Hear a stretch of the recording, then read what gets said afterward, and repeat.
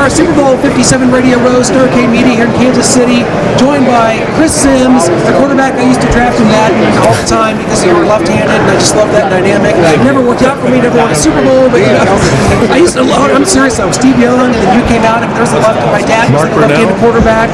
There's a thing, man, and you never see it. It's like it's a dying breed. It really is a dying breed. I mean, let's see, right now, where are we at with lefty quarterbacks? I mean, Patrick Mahomes on rare occasion. Best hope here. I will say there's a lefty coming though from the University of Washington. I'm blanking on his name. It's not in this draft. He stayed in for the year. I'm blanking on his name. Transfer from Indiana. But to me, if he came out, I think he was the guy that caught my eye maybe more than him and Caleb Williams you get to see than anybody. He's a great talent. What are you going to give him? There was some. It's just not right now. Well, here we are. It's Phoenix, Arizona, Super Bowl 57. I mean, 3 out of 4 Super Bowls for the Kansas City Chiefs. And something, a sentence I never thought I would say, let alone to you. Growing up, man, I mean, look through the 90s. The Chiefs fans were always kind of the downtrodden bunch, and lovable losers, Marty years. And all of a sudden, we've turned into the villain, Chris Sims. We're the Darth Vader of the NFL, and I kind of like it. I guess so. You know, people seem to get sick of the, same old story or whatever, and that's why you become the villain. You're not the villain in my eyes. And I will say too, I honestly don't think the run and what we're seeing right here is getting enough credit. That'd be the thing I would say. Does everybody know what we're seeing? I feel like maybe it's become numb a little bit because of the Patriots and what they did. And this is way cooler than the way the Chiefs are doing it, the Patriots. If you ask me, it's just cooler. It's a different way.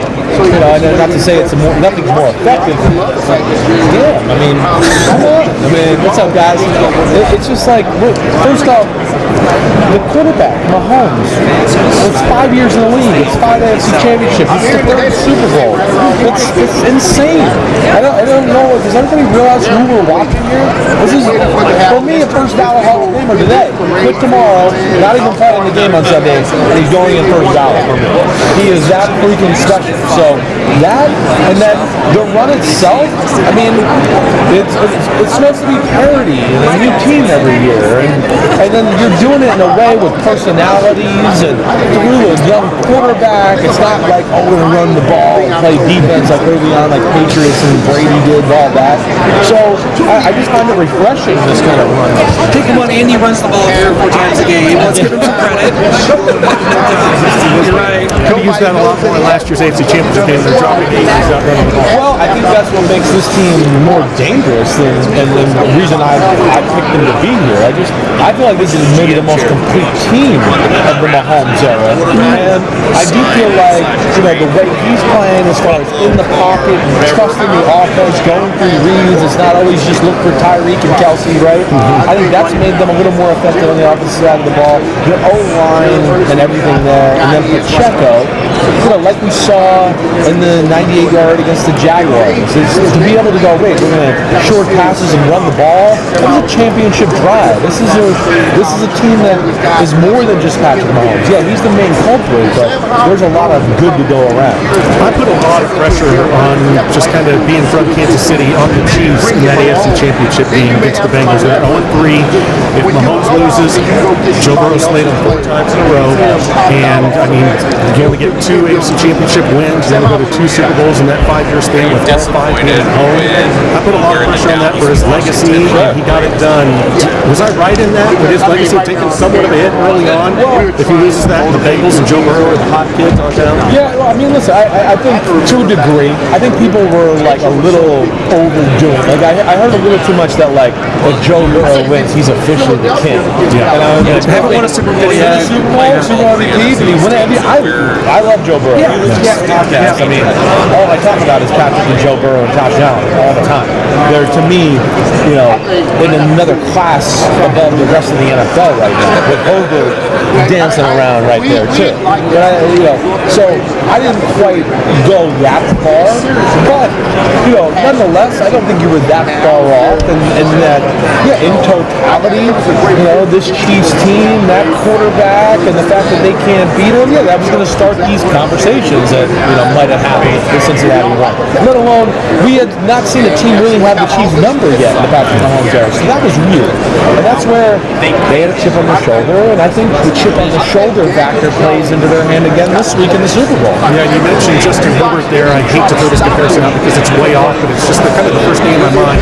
Elvis Grbac, here in Kansas City, was a talented quarterback. I think started over Rich Gannon because he had a more talented arm than Rich Gannon did.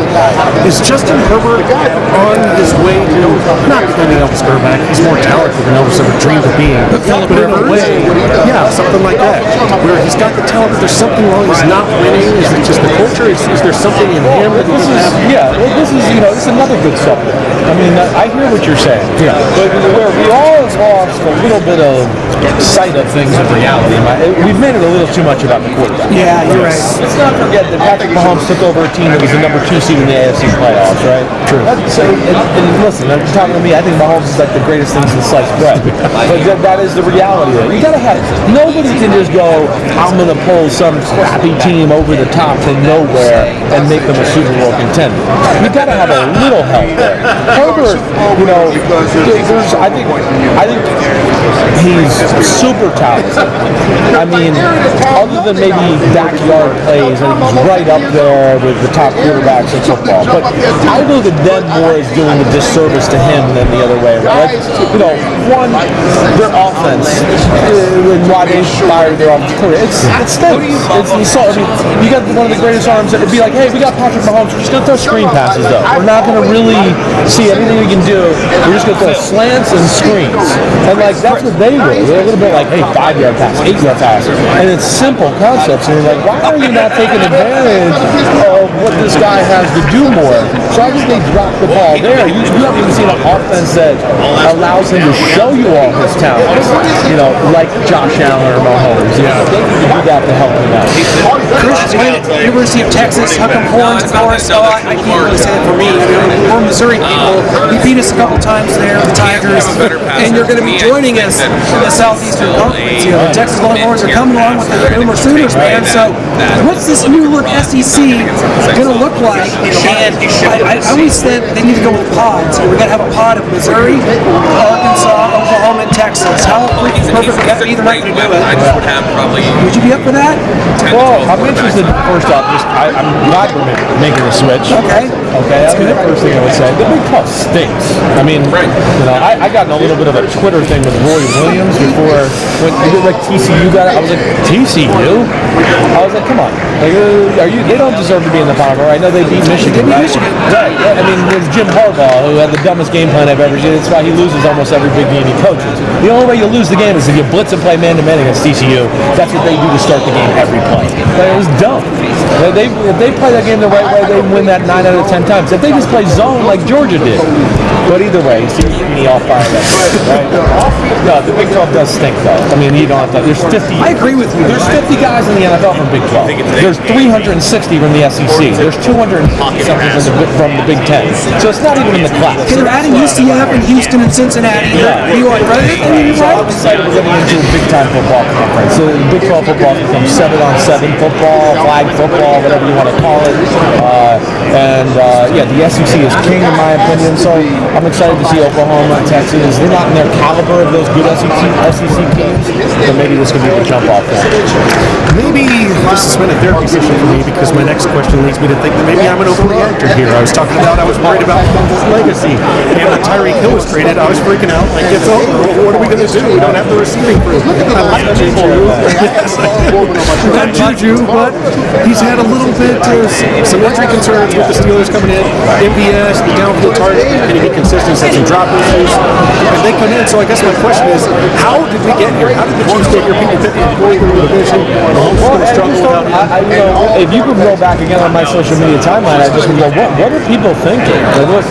Why? What was it? When Tyreek Hill didn't play, the Chiefs and Mahomes are awesome. In any game they were without him. I'm a receiver guy. He was losing a generational talent. He's special. He's special. But and listen, I think a lot of teams, if you lost a Tyreek Hill, they are a different team. My point was, big plays aren't going to be a problem with Patrick Mahomes, the quarterback. That's what I tried to tell people. And I just said, I think in a lot of ways, it's going to actually force him to work the offense instead of going, wait, it's a big play, and I'm not sure, so let me just wait on Tyreek, and I'll pass the ball, and I'll float around the pocket, and I got sacked. And it's like, well, yeah, but there were 7 guys underneath that were open, and you were still waiting for Tyreek. So that's what good receivers like that sometimes can lead you down a path of bad habits. Yeah. It was a little bit Deshaun Watson when he lost DeAndre Hopkins. Yeah. They might not have been as good as a team, but it was his best year of his quarterbacks because he let the system play out, and he just relied on that. So, I think there was enough talent to go around still on the team that, it still isn't a big blow. You improved some other areas, and now it became a little less when you played the Chiefs, Tyreek's here, they're going to get to these plays. Oh, wait, Tyreek's lined up over here, they're going to get to those plays. And now you don't really have a feel for what they're going to do or who's going to get the ball. I think that's given them a great advantage. And you were able to sign Justin Reed and MVS, players around him. And now, after this, what are we going to do? Now the Chargers are talking about cutting. You got to cut Keenan Allen. You got to cut Khalil Mack. You got Raiders with Devontae Adams, and we haven't even paid these quarterbacks. We haven't paid Allen. We haven't paid Burrow. I mean, the Chiefs seemingly could be living this little dream that we have going on for a while. But You're going nowhere. We're the younger teams in football. Your O-line ain't going nowhere. 15 and 87 ain't going nowhere. Kadarius Toney, if he can stay healthy, he's going to go off in this Super Bowl game. He was going to go off against the Bengals. He was going to be the one guy that would go, oh, crap, we don't have an answer for this. And that's where, and then all the young guys like you just talked about. I think that's what the trading Tyreek, you're going to be able to pay, keep more of the nucleus, the team together, and you can rely on Andy Reid and Mahomes to kind of make up for the non-Tyreek factor. Since I'm airing my dirty laundry here, I have been too hard on Brett Veach. I think he's had a great draft, but I've looked at the receiver position. I mentioned that I freaked out about Tyreek, and part of that is because we had McCole Hardman and Sky Moore instead of DK Metcalf and George Pickens. Both seem to have been the picks that everyone was looking at as they would go higher. DK, then McCole, George Pickens, then Sky. Brett Veach is, and so far on Sky, it doesn't look like the returns are there as far as what George Pickens was able to do. Sure. And of course, DK Metcalf has outperformed. Pickens, you saw the talent. I think you worried about maybe the foot and just where it was, and teams are usually conservative with that. So I understand that. I love Sky Moore coming out. I think he's in the process of still getting comfortable, right? DK Metcalf. I can't even begin to justify any of that. I've made fun of the NFL for years. He was my number one receiver that year. But we didn't see enough of the route tree. I don't know if one of the greatest athletes in the world is going to be able to go to that white line and make a right-hand turn. People tell us, you forget, Chris, they're trying to replace Tyreek Hill because he's going through a situation off the field. This is what we've been told. Sarcastic. This is what we were told when it happened. I still did A. Brown and Debo Samuel all in the second round. And I was like, I think TK might be faster than this whole anyway if we were looking for speed. No doubt. But listen, there's a lot of people that missed on those, and I think there's other reasons to play into that. But man, I don't know how you could be too disappointed in what Veach and Andy have done as far as that football team. Chris, talk about your life today. I don't want to date anyone. Most of our listeners have Wikipedia, so they can just look this up. So I'm just going to say, you and Macaulay Culkin are about 42, and what did the time go? And your husband, I see you got a ring here, a father. Still somehow more there than us. You have a podcast called Unbuttoned. 19 years. Fox Sports. You're just like, just talk about your life today, what the game means to you, all the outlets you're doing. Obviously, I work with people watching on Fox Sports 1. I'm NBC Sports. See where his eyes went there? His eyes went back. That was a quick search right beforehand. My YouTube TV hasn't picked that up. Not doing very good then. I'm on the most watched show on Sunday night in the nation, right? Which is Football Night in America. But yeah, I'm all NBC. I do that pre-game show for Sunday Night Football. I do a post-game show on Peacock, and then I do Pro Football Talk with Mike Florio 4 days a week from 7 to 9 a.m. Eastern. during the season, there's 3 Chris Sims Unbuttoned podcasts. In the offseason, there's 2.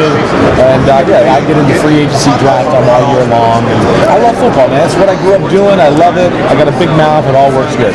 Well, we got to get your prediction for this game. I mean, we saw what Spags was able to do. Ladarius Sneed rolling Gago down the NFC Championship game. Kind of has to rework things. He wanted Ladarius Sneed following Jamar Chase. When he goes down, you can't do that. Joshua Williams comes in. And man, these rookies, we talked about Brett Beach just a little bit ago, and he really hit on a lot of these picks with McDuffie, Jalen Watson, Brian Cook. Josh Williams comes in, Karlaftis. A lot of those guys on defense really stepped up in the playoffs. Oh, definitely. It's a really impressive class. I mean, Brian Cook, what he even does, I mean, there's a lot to look at. You know, the Creed Humphrey pick in the 2nd round the year before, Wyatt Smith, I think you might have just said that, I'm sorry if you did. But yeah, there's just a lot of young talent, and it's an interesting game. I think the Eagles are the better team, right? But not by so much. That experience, handling the Super Bowl, pressure, a week off, extra week off, and Andy Reid, Mahomes getting healthy, Mahomes' ability to tip the scales and even the scales. Listen, I thought the 49ers were a better team in that Super Bowl. I mean, they were a better team. And earlier this season, great defensive line, great offensive line, the Niners, good Chiefs handled it. Exactly. So I'm leaning Chiefs. I'm going Chiefs 28-24. You know, I'm not going to sit here and tell you I feel like, oh, I'm going to bet $1 million on it or anything like that. It's going to be a close one for sure. There's a lot of factors that play into the game, but you know, one thing like I do, Chiefs got to change their fronts up front. It is going to be a trench battle. They can't line up in the same defensive front too many plays in a row because the Eagles will get to the right play and maul you, right? So changing up things like that, if they can get the Eagles into more true passing situations, it's going to be advantage Spags in the Chiefs defense. You know, the Eagles don't really want to have to be a throw-first football team. They want to run, and then they get you to have to play such aggressive run defense. Then it's just like, oh, there's A.J. Brown. He's wide open on a slant route. We're all playing running. Oh, they just throw up the ball, and A.J. Brown goes and catches it. And that's when they become almost unstoppable. We're going to see, guys, Super Bowl 57 on Sunday. The time is nearing, and Chris Sims, I will say, I am a Peacock subscriber, so I'm going to right that wrong. It's coming up here. I got it for the WWE Network. I stay for Chris Sims, Mike Florio, everything that you guys do. Tremendous stuff. Chris, thanks for stopping by. It's a true pleasure, and we'll see you maybe next year in Vegas. But man, we'll be hovering around, and we'll just be, you know what we did. Thank you so much. Thanks so much, Chris. It's an honor.